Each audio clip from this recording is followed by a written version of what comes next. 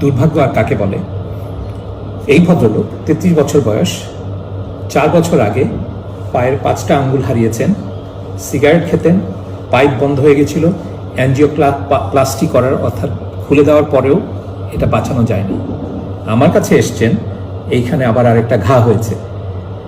শুধু তাই না, দেখুন এখন ওনার এই আঙ্গুল দুটাও কালো হয়ে গেছে, এই আঙ্গুলের মাথাটার মধ্যেও গ্যাংগ্রিন হওয়ার উপক্রম হয়েছে, অর্থাৎ এই পাও ডেঞ্জারে আছে।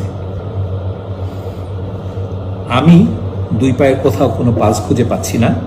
যেই পায়ে কাটা পড়েছে সেইখানে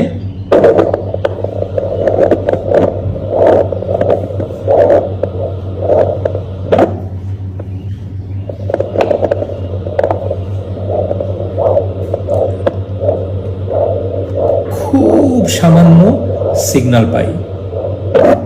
এখন কথা হচ্ছে, উনি মাত্র 15 দিন আগে ভয় পেয়ে সিগারেট ছেড়েছেন। শুধু এই ঘা না, এই পায়ের গ্যাংগ্রিন অবস্থার জন্য উনি যদি সিগারেট খান কোনো ঔষধে কাজে দেবে না।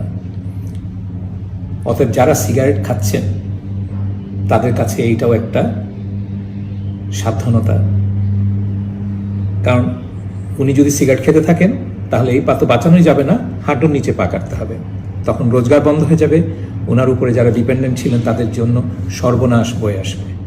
অতএব দয়া করে সিগারেটটা বন্ধ করুন। অনেক ধন্যবাদ।